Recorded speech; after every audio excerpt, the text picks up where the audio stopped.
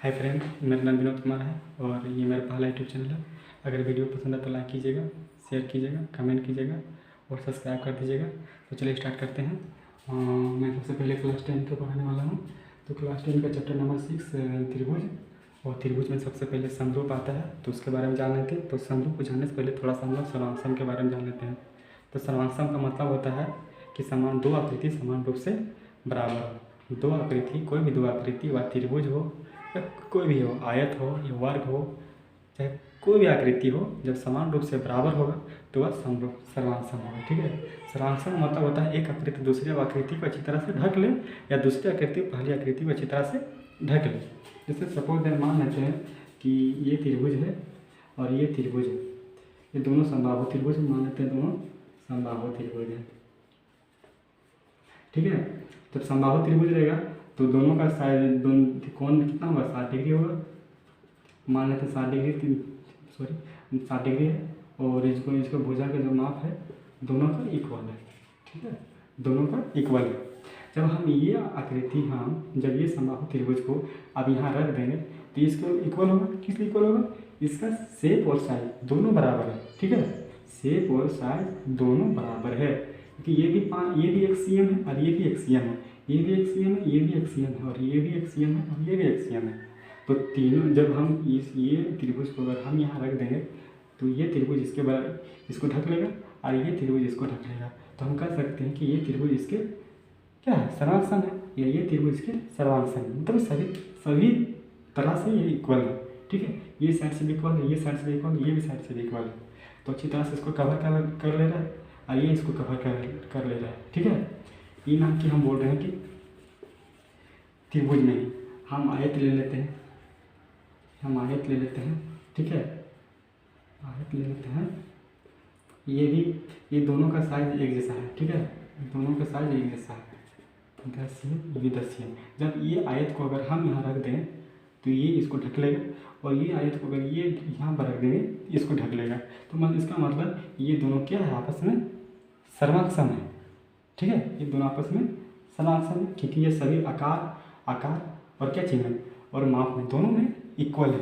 ठीक है, इक्वल है। इसका मतलब ये दोनों आयत आपस में क्या है, सर्वांगसम है। अब चलते हैं समरूप में। ठीक है, समरूप में ये होता है कि रूप एक जैसा दिखना चाहिए, मतलब उसका रूप एक जैसा दिखना चाहिए और उसका साइज छोटा हो या बड़ा हो उससे कोई फर्क नहीं पड़ता है, बस रूप एक जैसा दिखना चाहिए। ठीक है, जैसे मान लेते हैं एक ट्रायंगल है, ये भी ट्रायंगल है और ये ट्रायंगल है। ठीक है, ये मान लेते हैं ये भी समबाहु त्रिभुज, ये समबाहु त्रिभुज है। ठीक है, ये छोटा ट्रायंगल है और ये बड़ा है, ये छोटा समबाहु त्रिभुज, ये बड़ा समबाहु त्रिभुज है। अगर हम इसको यहाँ रख देंगे तो इसको तो नहीं ढक पाएगा। इसका मतलब ये तो सर्वांगसम नहीं होगा। किसी नहीं होगा, ये दोनों आकार तो एक है लेकिन माप एक है, माप तो एक नहीं है। ठीक है, तो इसमें जो समरूप में होता है वो आकार मायने रखता है, माप को मायने नहीं रखता। इसमें माप छोटा भी हो सकता है, बड़ा भी हो सकता है। ठीक है, सर्वांगसम में क्या था, सर्वांगसम में दो समान रूप से आकृति बराबर होना चाहिए और माप भी बराबर होना चाहिए।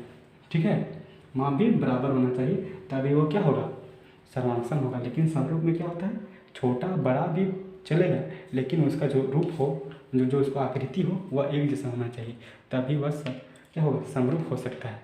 ठीक है, तो ये समबाहु त्रिभुज है। मान लेते हैं ये त्रिभुज ABC है और त्रिभुज DEF है।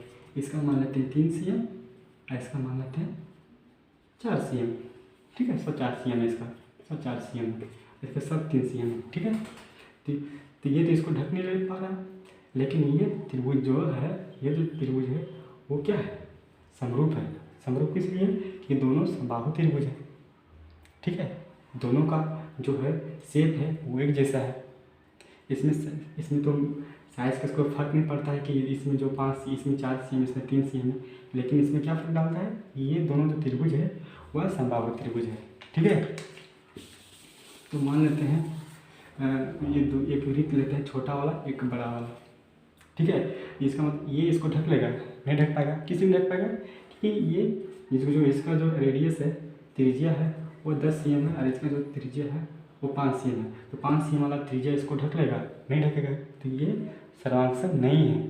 सर्वांगसम इसलिए नहीं है कि ये समान रूप से ये आकृति को अच्छी तरह से ढक नहीं ले पा रहा है, लेकिन ये सर्वांगसम समरूप है, सॉरी ये समरूप है। ये समरूप है क्योंकि ये भी वृत्त है और ये भी वृत्त है, ठीक है।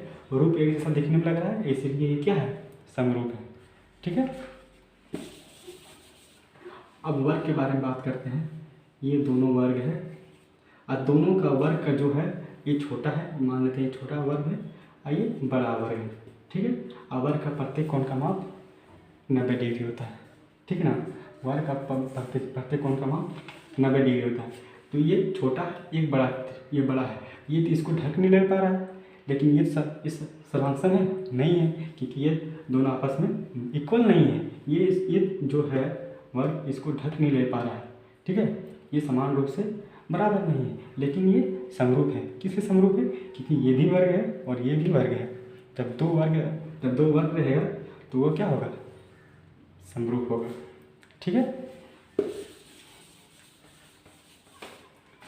और मान लेते हैं एग्जाम्पल, एक आयत लेते हैं, ठीक है, और एक वर्ग लेते हैं।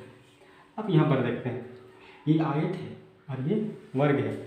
ये आयत है, ये वर्ग है। तो ये वर्ग है और ये आयत है, तो दोनों की आकृति अलग अलग है। अलग अलग है तो ये समरूप होगा? समरूप होगा? नहीं होगा। किससे समरूप नहीं होगा? क्योंकि ये वर्ग है और ये आयत है, दोनों तो आकार में दिखने में तो अलग अलग लग रहा है। जब अलग अलग लगेगा तो वो समरूप होगा? नहीं होगा, इसलिए समरूप नहीं है, ठीक है। तो समरूप होने के लिए उसका आकार सबसे इम्पोर्टेंट होता है कि उसका आकार कैसा है। आकार अगर एक जैसा रहे तो वह क्या होगा? वह आकार एक दूसरे का समरूप होगा। दोनों जो आकार है जो जब एक जैसा रहेगा तो वह क्या होगा? दोनों समरूप होगा, ठीक है। तो इतना ही आज के लिए, और अगला क्लास में हम लोग 6.1 के बारे में डिस्कस करेंगे और आगे के बारे में जानेंगे कि क्या होता है, ठीक है। बाय।